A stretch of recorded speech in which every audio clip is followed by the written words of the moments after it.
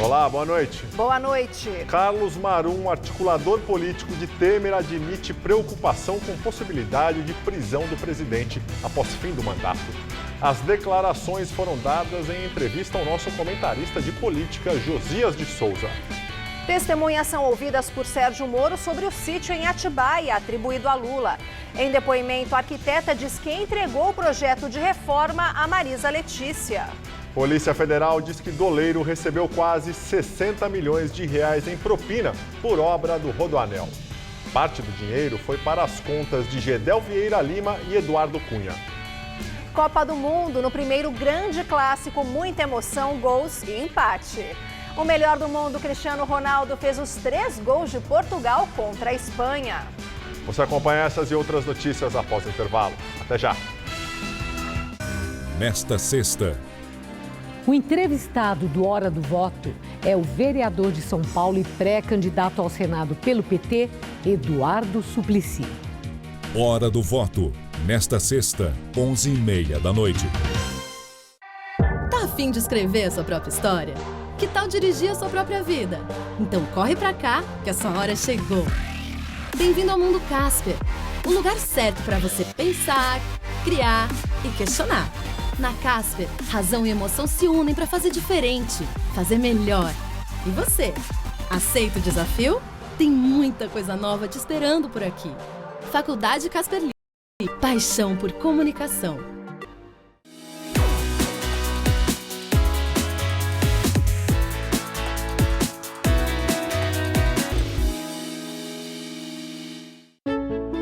O Brasil terá, pela primeira vez, uma Base Nacional Comum Curricular. O documento é democrático e respeita as diferenças. Com a base, todos os estudantes do país, de escola pública ou particular, terão os mesmos direitos de aprendizagem. Hoje a aula é sobre cidadania. Isso é bom. Se a base da educação é a mesma, as oportunidades também serão. Ministério da Educação, Governo Federal.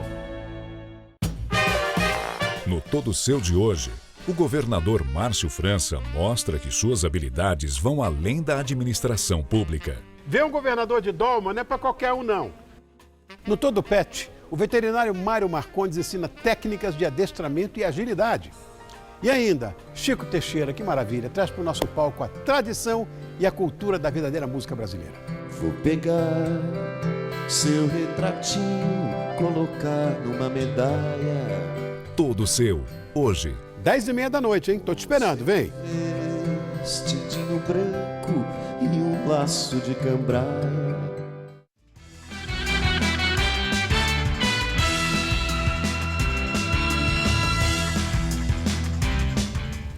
Polícia Federal aponta que o doleiro Lúcio Funaro recebeu quase 60 milhões de reais de propina das obras do Rodoanel Leste, em São Paulo. O trecho, concluído em 2015, com mais de um ano de atraso, tem 43 quilômetros entre a Imigrantes e a Via Dutra. Para fazer a obra, o grupo Bertin, dono da concessionária SP Mar, recebeu 2 bilhões de reais num empréstimo da Caixa Econômica Federal. Agora, o que os investigadores afirmam é que, para facilitar a liberação do dinheiro, a construtora pagou 57 milhões de reais ao doleiro Lúcio Funaro, apontado como operador do MDB na Câmara. Funaro teria dividido a propina com o deputado cassado Eduardo Cunha, que escolhia quem ocupava as principais diretorias da Caixa, e com Gedel Vieira Lima, que na época era o vice-presidente do banco. Ambos estão presos. Planilhas e notas fiscais fornecidas por Lúcio Funaro na delação premiada indicam mais de 60 repasses para empresas do doleiro entre 2013 e 2015. Ele contou que em cada valor liberado era descontada a comissão de quase 3%, metade para Gedel, 30% para Cunha e 20% para Funaro. 16 pessoas foram indiciadas na investigação, que começou a partir do que a Polícia Federal descobriu em conversas registradas num celular apreendido na casa de Eduardo Cunha. Entre os indiciados estão os irmãos e sócios do Grupo Bertin, que também administra o trecho sul do Rodoanel. As obras desse e também do trecho norte são alvos da Lava Jato, com indícios de pagamento de propina ao ex-diretor da Dersa, Paulo Vieira de Souza. Conhecido como Paulo Preto, ele é acusado de ser o operador de propinas de políticos tucanos, entre eles o senador José Serra, que nega a acusação. Esta semana, em audiência judicial, que ouviu o depoimento de 3 testemunhas, no processo em que ele responde por peculato e formação de quadrilha, procuradores da República e integrantes da Força Tarefa afirmaram que Paulo Preto ainda exerce influência dentro da Dersa e que o próprio fez questão de frisar que recebeu de secretárias a documentação relativa ao processo. O Ministério Público Federal investiga se Roberto Jefferson, mesmo preso no mensalão petista, orientou uma ONG a fraudar registro sindical no Ministério do Trabalho com a ajuda da filha, a deputada Cristiane Brasil, do PTB. A informação serviu de base para a Polícia Federal realizar a Operação Registro Espúrio no mês passado, da qual são alvos, além de Roberto Jefferson e Cristiane Brasil, os deputados Paulinho da Força, do Solidariedade, Jovair Arantes e Wilson Filho, ambos do PTB. Os políticos são investigados por pagamento de propina na concessão de registros sindicais, o que eles negam. De acordo com o presidente do Sindicato dos Agentes Penitenciários do Estado do Rio de Janeiro, Wilson Ribeiro, o esquema de concessão do registro sindical da ONG teria sido articulado quando Roberto Jefferson cumpria a pena pelo mensalão petista numa cadeia em Niterói. O presidente nacional do PTB ficou nesta prisão entre fevereiro de 2014 e maio de 2015. Segundo Wilson Ribeiro, durante este período, Roberto Jefferson passou a receber com frequência a visita dos dirigentes dessa ONG, que virou sindicato tempos depois. Roberto Jefferson nega ter recebido outras pessoas quando esteve preso, além de advogados, familiares e amigos.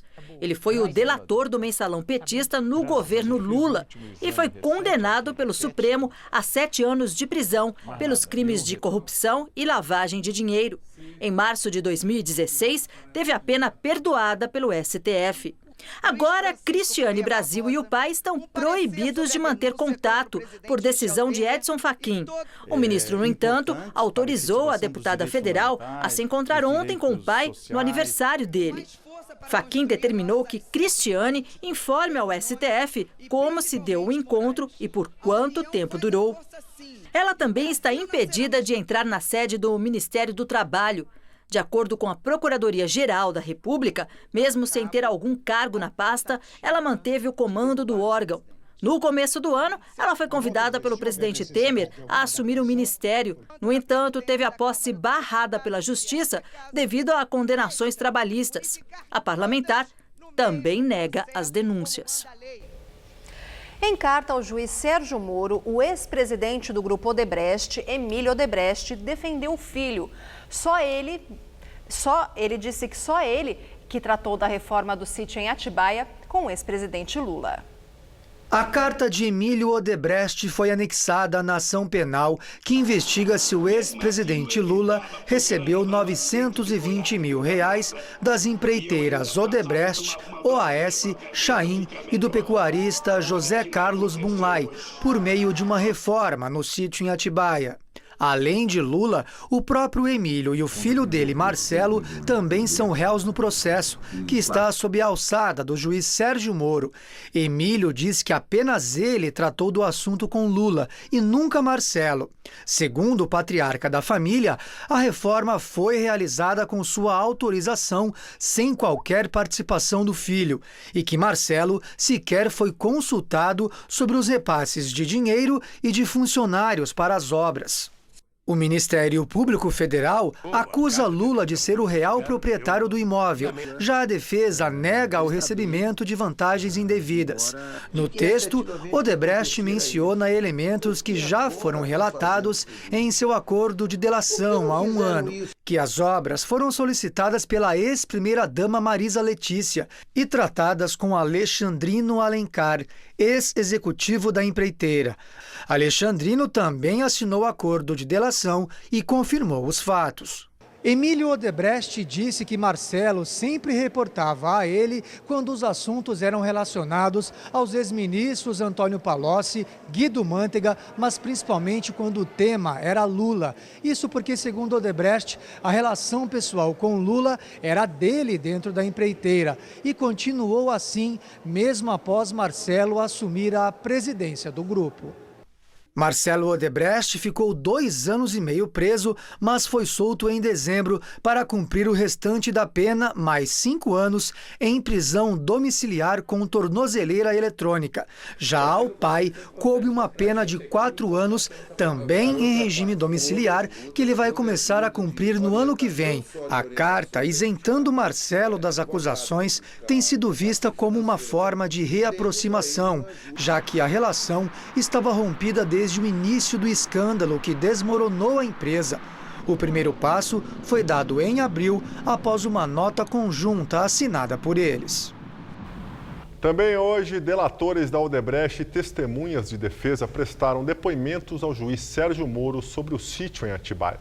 O petista nega ser o dono do imóvel. O ex-ministro Alexandre Padilha prestou depoimento como testemunha de defesa do ex-presidente. Ele afirmou que Lula queria comprar o sítio em Atibaia a pedido de Marisa, mas que Jacob Bittar, pai de Fernando, não queria vendê-lo.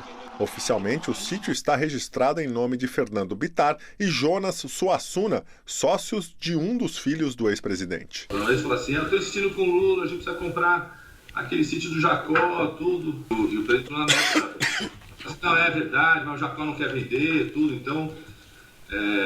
E me lembro também do Fernando ter comentado isso também. O Fernando comentou num outro momento também, dessa coisa de que o pai não queria vender. Nesta ação, Lula é acusado de lavagem de dinheiro e corrupção. Segundo a denúncia, as reformas no imóvel teriam custado cerca de R$1 milhão e foram pagas pela Odebrecht e OAS em troca de contratos das empreiteiras com a Petrobras.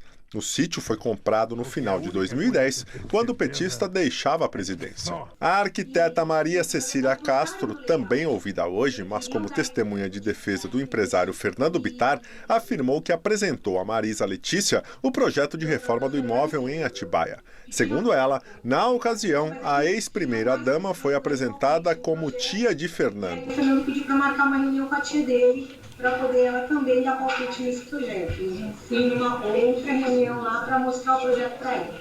Quando ele falou da tia dele, ele falou quem era a tia dele? No primeiro momento, não. Quando eu cheguei lá e encontrei com ele ia me apresentar e falou assim, para me avisar, né? Ele falou assim, olha, eu vou te avisar que a minha tia é a dona Marisa. Eu falei, eu não sabia disso. Ele falou, só para você não estranhar muito, né? Já Pedro Novis, ex-presidente da Odebrecht, isentou Marcelo Odebrecht de participação nas negociações da reforma, a exemplo do que fez em carta o ex-presidente do grupo, Emílio Odebrecht. Segundo Novis, todas as tratativas foram feitas por Emílio. E era o doutor Emílio que tinha relação com o presidente. Então o senhor nunca tomou conhecimento de Marcelo ter tido relações diretas com o presidente Lula? Não. E agora o comentário de Josias de Souza, direto de Brasília. Dentro de 3 meses, a presidência do Supremo Tribunal Federal vai trocar de mãos. Sai Carmen Lúcia, entra Dias Toffoli. Num debate realizado em Curitiba, Toffoli declarou que o Supremo deve agir como poder moderador, não como protagonista. Manifestação esquisita. Os dicionários ensinam que moderador é o que modera, que atenua, que reduz, que restringe. Os poderes legislativo e executivo apodrecem e Toffoli sugere uma versão diet do judiciário, batizando a novidade de Supremo Moderador. Hoje, a principal marca do Supremo é a insegurança jurídica. Num instante, a Corte aprova a prisão em segunda instância. No outro, ameaça rever a regra. Ora afasta Eduardo Cunha do mandato, ora delega ao Senado a palavra final sobre o afastamento de Aécio Neves. Admite a condução coercitiva por 77 anos e, de repente, proíbe o procedimento. A primeira turma prende, a segunda solta. É nesse ambiente que Toffoli defende o seu Supremo Diet, moderador. Nada poderia ser mais equivocado. No Brasil da corrupção, exige-se do judiciário a aplicação implacável da lei. O maior excesso que o Supremo pode cometer é justamente o da moderação. Boa noite. E o Josias de Souza entrevistou hoje o ministro da Secretaria de Governo, Carlos Marum, do MDB. Ele afirmou que se preocupa com a possibilidade do presidente ser preso após deixar o cargo. Hoje em dia qualquer um pode ser preso, principalmente no império das prisões preventivas, né? Certo? Então, o meu receio é que o devido processo legal não seja observado. O presidente Temer é um homem que tem aí quase 60 anos de vida profissional exitosa, tanto como professor, como quanto advogado, depois como homem público. Eu tenho receio de que, devido ao processo legal em relação ao presidente Temer, até pela disposição que ele teve de enfrentar o corporativismo, o leve a algum constrangimento. A Procuradoria-Geral da República pediu hoje que o Supremo Tribunal Federal inclua a delação do doleiro Lúcio Funaro no inquérito que investiga se o Decreto dos Portos, editado pelo presidente Temer, beneficiou empresas do Porto de Santos, tendo propina como contrapartida. O pedido será analisado pelo relator ministro Luiz Roberto Barroso. Atualmente, o inquérito está em fase de análise das provas. O prazo para a Polícia Federal elaborar o relatório final vai até julho. O ministro Gilmar Mendes, do Supremo Tribunal Federal, concedeu hoje habeas corpus para libertar o prefeito afastado de Mauá, Átila Giacomuzzi, do PSB. Ele está preso desde o dia 9 de maio pela Operação Prato Feito da Polícia Federal. Policiais encontraram R$87 mil em dinheiro na casa de Átila Giacomuzzi. Outros 600 mil foram achados na residência de um ex-secretário de governo e braço direito de Átila. Com a decisão do ministro Gilmar Mendes, o prefeito afastado deve deixar o presídio em Tremembé até este fim de semana. A defesa afirma que ele não praticou qualquer ato ilícito e que a decisão da Suprema Corte reconheceu a arbitrariedade e o excesso da prisão preventiva. Em entrevista publicada pela revista Veja, o ex-secretário de Saúde do governo Sérgio Cabral, no Rio de Janeiro, o médico Sérgio Cortes, admitiu corrupção durante a passagem dele pelo governo fluminense. Segundo a revista Veja, Sérgio Cortes admitiu que foi seduzido pelo mecanismo de corrupção que já existia dentro da máquina pública quando chegou à Secretaria de Saúde do governo Cabral. O ex-secretário admitiu que as licitações eram viciadas, as empresas ganhadoras já eram conhecidas, mas deixava que os esquemas acontecessem dentro da secretaria. Sérgio Cortes também afirmou que recebeu $2,5 milhões do empresário Miguel Skin numa conta depositada na Suíça. O dinheiro ilícito era caixa 2 para a campanha dele a deputado federal, cargo que foi pleiteado a pedido do então governador Sérgio Cabral.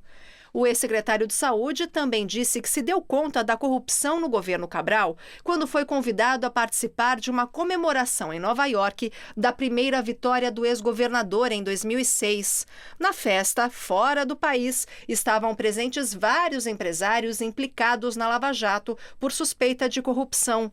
Entre eles, Arthur Soares, o Rei Arthur, representantes da Odebrecht e da Andrade Gutierrez. Sérgio Cortes também declarou à revista que a rotina das viagens com Cabral ao exterior era de muito luxo. Os almoços aconteciam sempre em restaurantes com 2 ou 3 estrelas Michelin, as mulheres iam às joalherias e os vinhos eram todos caros. E que nestas viagens era preciso cumprir à risca os horários para que as vontades da então primeira-dama Adriana Anselmo, também presa pela Lava Jato por suspeita de corrupção, fossem atendidas. O juiz Marcelo Bretas aceitou nova denúncia contra o ex-governador Sérgio Cabral do MDB. Agora, ele responde a 24 ações penais. Segundo o Ministério Público, Sérgio Cabral e outras 60 pessoas são acusadas de participar de uma rede que movimentou ilegalmente $1,6 bilhão por meio de offshores sediadas em 52 países. O esquema lavava o dinheiro de Cabral através de Dario Messer, considerado o doleiro dos doleiros. Ele também foi incluído como réu no processo aceito hoje pela Justiça. Na Lava Jato, Sérgio Cabral já foi condenado 5 vezes. A pena dele já ultrapassa os 100 anos. Bem, o assunto agora é Copa do Mundo da Rússia. No primeiro clássico do torneio, deu empate. Cristiano Ronaldo marcou 3 vezes e foi o nome da partida entre Portugal e Espanha. E foi um jogaço, Luciana. Cristiano Ronaldo já assumiu a artilharia ao marcar os 3 gols contra a Espanha. Diego Costa, brasileiro naturalizado espanhol, também teve atuação de destaque. Ele foi às redes 2 vezes. Vamos ver os gols. O primeiro gol português foi marcado de pênalti pelo número 1 do mundo, Cristiano Ronaldo, logo aos 4 minutos de jogo. O empate da seleção da Espanha aconteceu nesta bela jogada do brasileiro naturalizado espanhol Diego Costa, um golaço. Em tarde onde tudo parecia dar certo, Cristiano Ronaldo chutou de fora da área e o goleiro espanhol aceitou, protagonizando o primeiro frango da competição. Mas Diego Costa apareceu novamente e empatou para a seleção campeã de 2010, 2-2. A virada da fúria espanhola aconteceu nesse belíssimo chute de fora da área do lateral Nacho, que fez outro golaço, 3-2. Mas aí brilhou de novo a estrela do atacante português Cristiano Ronaldo, que em uma belíssima cobrança de falta fez o terceiro dele no jogo e o terceiro dos portugueses. Final, Espanha 3, Portugal também 3, numa partida de tirar o fôlego. Um pouco mais cedo, o Uruguai marcou no final contra o Egito e estreou com vitória na Copa da Rússia. O Irã também se deu bem na estreia. Olha, tudo caminhava para um empate em 0-0, mas os iranianos conseguiram uma vitória surpreendente sobre os marroquinos com um gol contra nos acréscimos da partida. Na Arena Zenit, em São Petersburgo, o empate por 0-0 entre Marrocos e Irã estava praticamente definido, até que nos últimos instantes da partida, o atacante marroquino cabeceou contra o próprio patrimônio e decretou a vitória do Irã pelo placar de 1-0. Os 2 times fazem parte do Grupo B, que também conta com Portugal e Espanha. Tensão também na partida entre Uruguai e Egito. O empate em 0-0 persistiu até os 44 minutos do segundo tempo, quando o zagueiro José Jiménez, de cabeça, garantiu a vitória uruguaia, que desde 1970 não vencia uma partida de estreia de Copa do Mundo. E a estreia do Brasil na Copa será agora, no domingo, contra a Suíça. Muita gente nervosa, né, Luciana? Ou não. A seleção brasileira deixou a cidade de Sochi hoje e já chegou em Rostov, local da partida. Veja como foi o treino comandado pelo técnico Tite.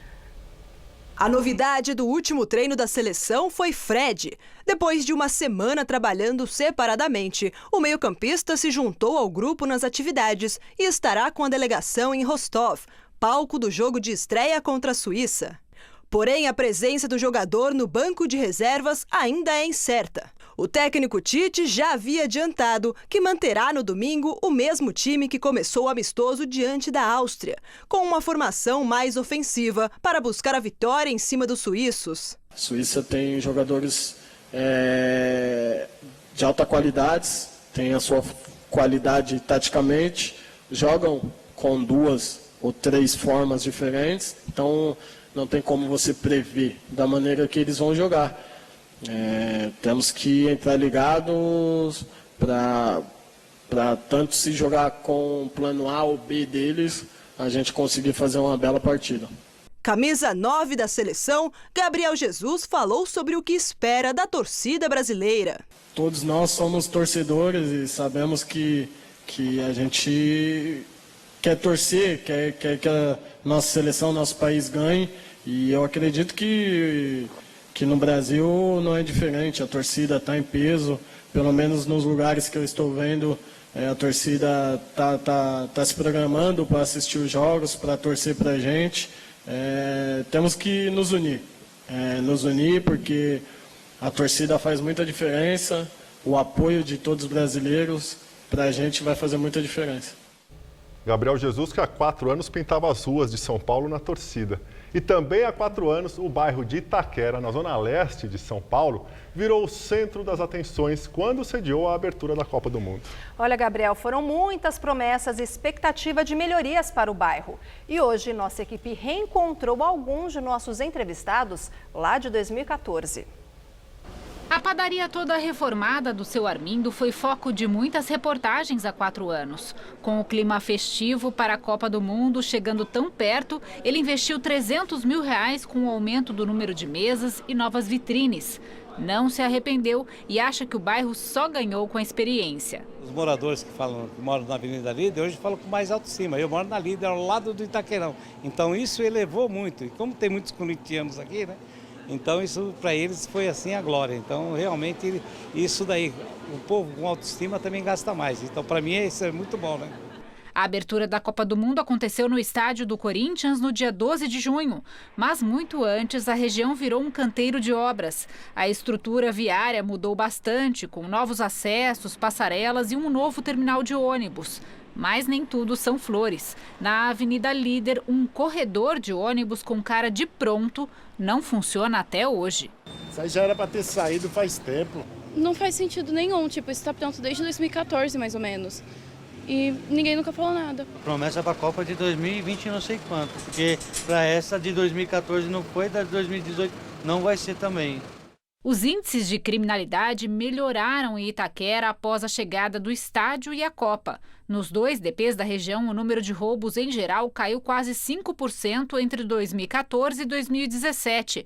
O de carros caiu pela metade, mas tem gente que acha que a insegurança aumentou. Segurança aqui só tem polícia em dia de jogo, mais nada. Às vezes é ruim, quando tem jogo atrapalha bastante, porque o transporte fica complicado, muita gente... Quando perde, às vezes quebra. Em 2014, o bairro viveu um grande boom imobiliário. O preço do metro quadrado subiu 30% e muitos moradores resolveram investir em reformas, pensando em ganhar dinheiro com a chegada dos turistas. A dona dessa casa gastou R$15 mil com as melhorias. O retorno não foi imediato na época dos jogos, mas também não foi em vão. O local virou consultório da filha e sala comercial. No ano da Copa no Brasil, Elizabeth tinha grandes planos. Nesta reportagem de 2014, ela mostra que a obra estava a todo vapor. Hoje, ela nos recebeu de verde e amarelo para mostrar que, mesmo sem conseguir alugar a casa, ela não tem ressentimentos. Quer dizer, quase não tem. O que a seleção ficou devendo? A taça, né? Então, um recado para eles, né? Vamos trazer a taça.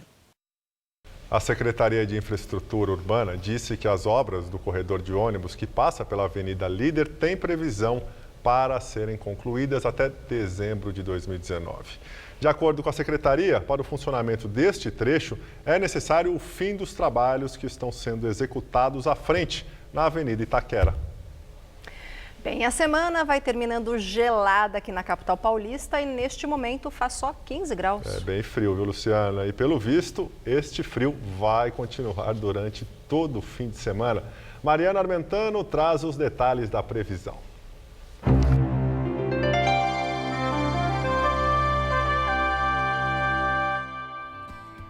Para o fim de semana, agasalho, cobertor e guarda-chuva. A temperatura continua baixa em toda a Grande São Paulo e ainda com esse tempo fechado e chuvoso.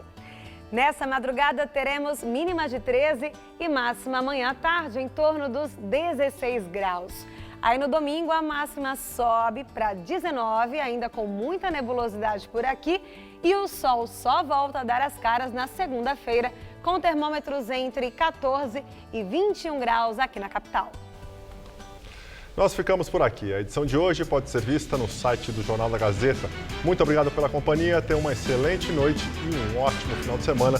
Até segunda-feira, Lu. Até segunda, Gabriel. Uma ótima noite para você. Fique agora com o Rony Fono, todo seu.